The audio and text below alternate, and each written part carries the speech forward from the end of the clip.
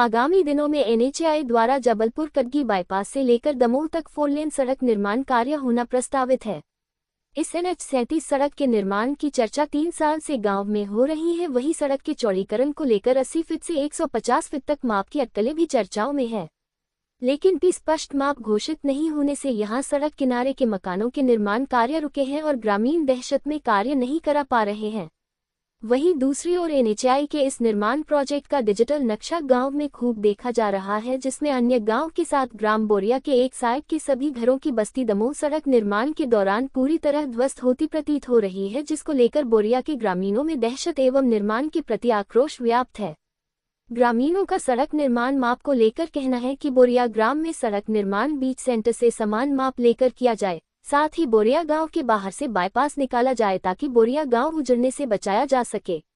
लिहाजा इस मामले को लेकर एक मांग पत्र केंद्रीय सड़क परिवहन मंत्री नितिन गडकरी को नागपुर कार्यालय में जाकर बोरिया ग्राम के ऋषि भान सिंह ठाकुर के नेतृत्व में विनय साहू, विकास राजपूत, सत्यम राजपूत, बंटू राजपूत, साहिल राजपूत, मनीष सिंह, निशांत कुमार के द्वारा सौंपा गया है, जिस पर गडकरी जी ने बोरिया वासियों को आश्वासन दिया कि जनहित को ध्यान में रखते हुए निर्माण कार्य किया जाएगा। इस मुलाकात के दौरान सभी ने जबलपुर के भेड़ा घाट की सीनरी भी गडकरी जी को भेंट की।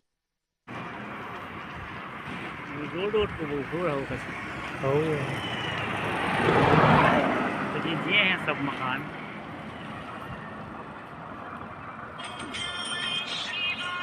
हाँ भाई, आप लोग नितिन गडकरी के पास नागपुर गए थे बोरिया की सड़क को लेकर के, उसमें क्या समस्याएं आ रही हैं आप लोगों को? समस्याएं ये आ रही हैं, देखिए अगर चौड़ीकरण जो जिस हिसाब से हो रहा है तो हमारा कहना ये है चौड़ीकरण हो रहा है तो एक तरफ का साइड लिया जा रहा है, दूसरे तरफ का साइड नहीं लिया जा रहा है। हमें उससे भी कोई आपत्ति नहीं है।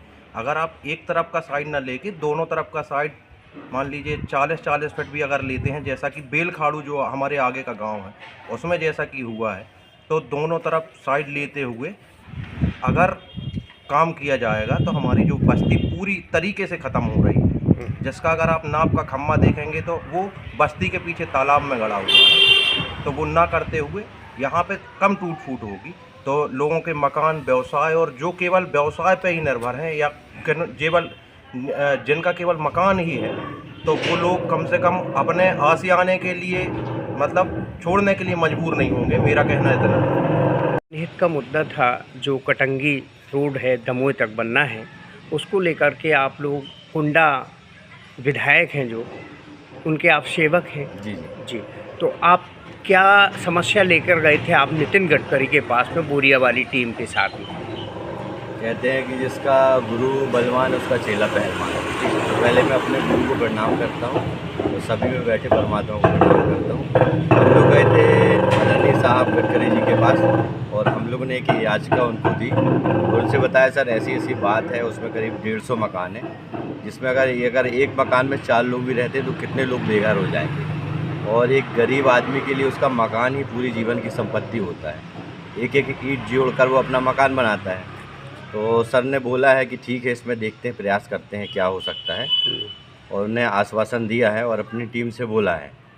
अब बजरंगबली महाराज की कृपा से अगर कहते हैं हुआ है वही जो राम रचि राखा, अगर प्रभु की कृपा बनी रही और परमात्मा ने चाहा। आपने क्या क्या उसमें लिख के दिया है, कैसा क्या लिख के दिया है आप? उसमें बताया है कि ये जो रोड है इसको अगर आप बाईपास से निकालें तो मकान बच सकते हैं, या रोड को जो चौड़ी करना है उसको थोड़ा सकरा कर लें जी, तो भी बच सकता है। अब उसका प्रयास तो साहब ही बताएंगे, गडकरी साहब जी, कि कैसे हो सकता है, और बहुत अच्छे नेता है वो, जनसेवक है जी, उसमें प्रयास करेंगे वो, कुछ ना कुछ उसका निराकरण निकालेंगे। बोरिया से कितने लोग गए थे आपके साथ में?